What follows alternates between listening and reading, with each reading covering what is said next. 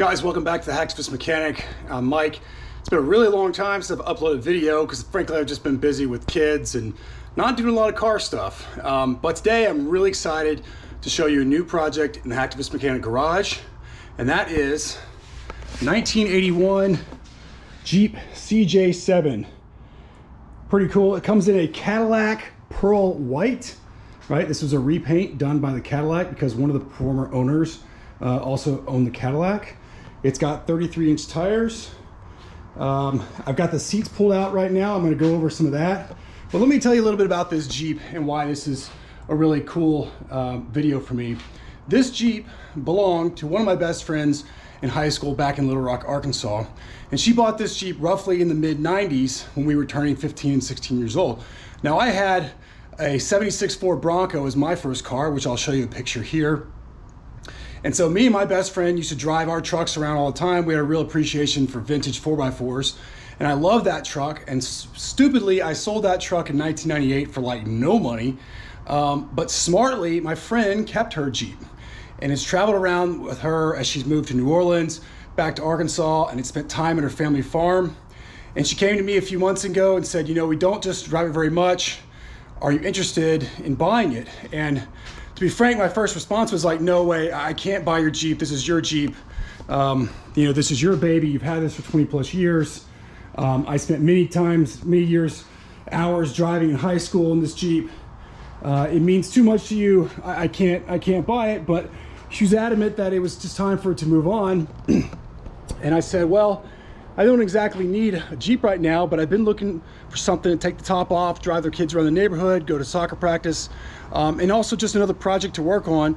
So I said, yes, I will take your Jeep and buy your Jeep and take very good care of it. And I look at it as I'm just holding on to it for future if her kids want it, and just keeping it in the family rather, right? So I'm gonna take good care of this Jeep. I'm not looking to fix it up and sell it. We're looking to have this in the family for a while. If she or her kids ever want it back, we can work something out, but I'm just gonna be the holder of this Jeep and the caretaker, if you will. So let me tell you a little bit more about the Jeep. As I said, it's a 1981 CJ7. I don't know if it's a Laredo, a Renegade, or just a base. It's got the 4.2 liter 6-cylinder. It's got a few issues, and that's something that we've been working on. Now, I've already kind of got the Jeep apart a little bit because I got it picked up on a Friday. Today is a Tuesday, and I just couldn't resist not starting to tear into the Jeep. So I've already taken some of the things apart, which I'll show you. Identified some of the problems that we need to fix. It is running, it is driving. I've driven around the neighborhood. I probably wouldn't take it on a long drive or any major streets for a few reasons, which I'll tell you about. But it is running, it isn't driving. It's very cool. It's got original hardtop. Again, it's painted in a Cadillac Pearl paint because one of the previous owners owned a Cadillac dealership and they did this. Let me show you the interior here. So the carpet that was in the inside of this, and you can kind of see little remnants of it, was this old sort of boat carpet, right? Real thick stuff here. My friend had started to take this out and it was about to here. And so I decided, you know what? I'm just gonna take this whole thing out because I'd love to rhino line this, at least get down the metal, and then at some point line exit, rhino line it, something like that. And so what you're seeing here is the glue and the remnants of 30-plus-year-old carpet that's in this Jeep. And I took the last bit out last night. And so I've got to figure out a way to get this black stuff, which is the bottom part of the carpet, and the yellow stuff, which is the glue, off. What I think I'm going to do is try a heat gun, because what I've been doing is scraping it with a razor blade, and that hasn't worked very good. So the rest of the interior is pretty original. Again, it's a 4-speed manual transmission. We'll take the top off at some point. I've got a bikini top that I plan to put on. Let me show you the wheels. I'm going to start with the wheel over here. Here's the original seat, which I really do like this design, and this is a really good condition for original seat. So clean that up. See if I can show you the wheels. There's some rust pitting here on the wheels. You can see some here on the Nerf bars as well. It's just dirty. I washed this car this weekend, and it probably hadn't been washed in 5 or 6 years. Again, it had been stored at a farm indoors, so it's really muddy and dirty. It's still kind of dirty, but I got most of the heavy stuff off. But take a look at this Nerf bar, and what you can see is you can still see the pitting, but it's much shinier. And then now look at this wheel. So you can see still some heavy rust here, but also some of this shiny part right here. And so what I've been doing, also this wheel, I've done some of this too. Here's a good example of parts that are pitted and then parts that are clean. And so what I've been doing is a hack that I saw on another video on YouTube, which is simply, I'm taking aluminum foil, I'm dipping it into a bowl of Coca-Cola, regular Coca-Cola, and scrubbing it. And that acid is reacting with the rust, and the aluminum foil is also chipping away that rust, and it's polishing it really clean. Now it's gonna take a lot of elbow grease, and I've also tried using a wire brush, which does work some, but you can see that this does work, right? So look at this piece here versus all of this. So with enough elbow grease, enough time, I might be able to make that shine up pretty nice, which would be good. These are Cooper tires, 33 by 12.5 by 15s.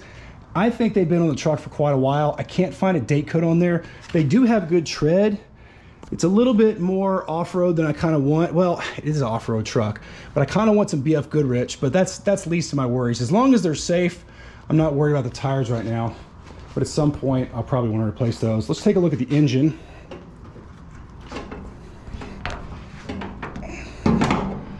We're gonna have to, sorry, put this up here and rest it against the top. So 6-cylinder inline 4.2 liter. Couple of things that I've noticed just from driving it. Power steering works great. Transmission shift's good. The clutch is good. In the process of buying this car, at one point my friend called me and said, "You're not going to believe this, but I think I cracked the engine block from driving it. It was low oil or something like that." And so I thought that the deal was done and that the engine was toast and that was it. And then a few weeks later she called me back and said, "Good news, it wasn't the engine block, it was just a leaky valve cover gasket. We replaced it, it's running great." I said, "Okay, great, let's go ahead and do the deal." So this is a new valve cover gasket here. They're plastic, which I still find is strange. And there's a couple of bolts here, which I thought that they needed to be put down a little bit more, and now they're in the plastic. I didn't do a very good job there, but I don't know if you can see this, but it is still very, very wet back here. You can see that pretty good. So there is a new gasket on here, and I'm not sure what's going on, but it's extremely wet. And the other thing I'll say is, when driving this car, once you park it, there's a lot of leaks. Let's get underneath here. So this leak is coming from right here, back of the engine. I thought it might have been the rear main seal, but it's coming from the back of the engine, and it's leaking right down this exhaust pipe here and onto the ground. Now, I don't know exactly what it is, but just from looking at this, I can see how wet it is at this valve cover, which I know has been replaced. I've seen it got replaced in June. I've seen the receipt, and you can tell this is brand new, and you can see the gasket down there is new as well. I don't know if it's not fitted correctly, but it looks like it is, maybe, unless it's backwards. But anyways, that is leaking. Other thing,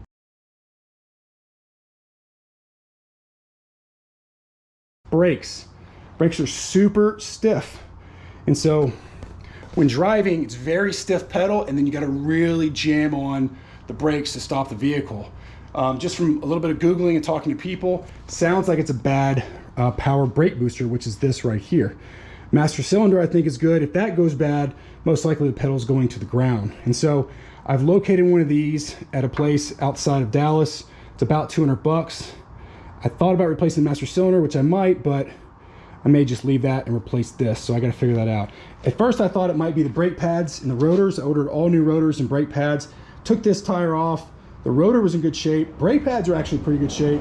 I ended up changing the brake pads because I was in there. And then I tried to do the other side, and I couldn't get one of the screws out that goes on the caliper because it was stripped. So, but the brake pads are good. So anyways, brakes, number one, for safety reasons, obviously. And they got to figure out this oil leak because it's leaking oil everywhere.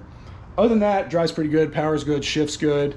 The radio did work, although I took out the speakers. Here's the front seat. This is the driver's seat, excellent condition, really cool with the styling. Passenger seat here, it has some some things I need to fix here, not a big deal. We did have these 6x9s that I took out last night to take the carpet. One of those died. Good story, one of my other best friends installed those back in the mid 90s. Haven't been touched since he installed them, so very cool kind of part of this truck. So yeah, that's the story. We've got a lot of work to do. You know, first thing is I want to get this carpet figured out and get this down to the bare metal, just to make it cleaner. We'll put the seats back in. Hopefully get this brake booster and fix these brakes. So we'll get the brake booster fixed, get the brakes going so it's safe to drive around. I may end up taking the truck down to Baker Automotive, which I've taken to before, have them go through it, tell me what all it needs, probably address this oil leak. Again, I think it's coming from the valve cover gasket, but I just don't know what the story is, so I may have them look at it. Other than that, we're gonna take the top off at some point. I don't know where I'm gonna store it. As you can see, I'm a bit out of room here.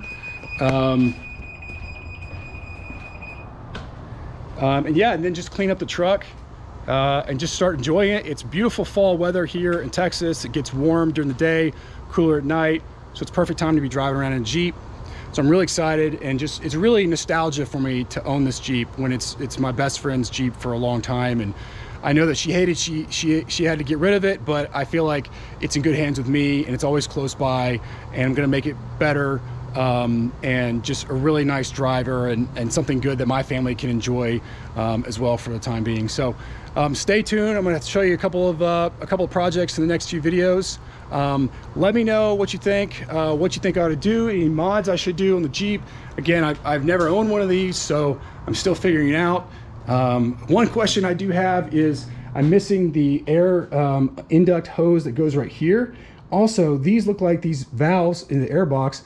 I don't know where they go, and I don't have a vacuum leak, but they go somewhere, and I just don't know. So I've got to figure that part out. A lot of things I got to figure out in this truck. I don't know much about this engine, so leave comments, tell me what all I should do. And yeah, thanks for watching.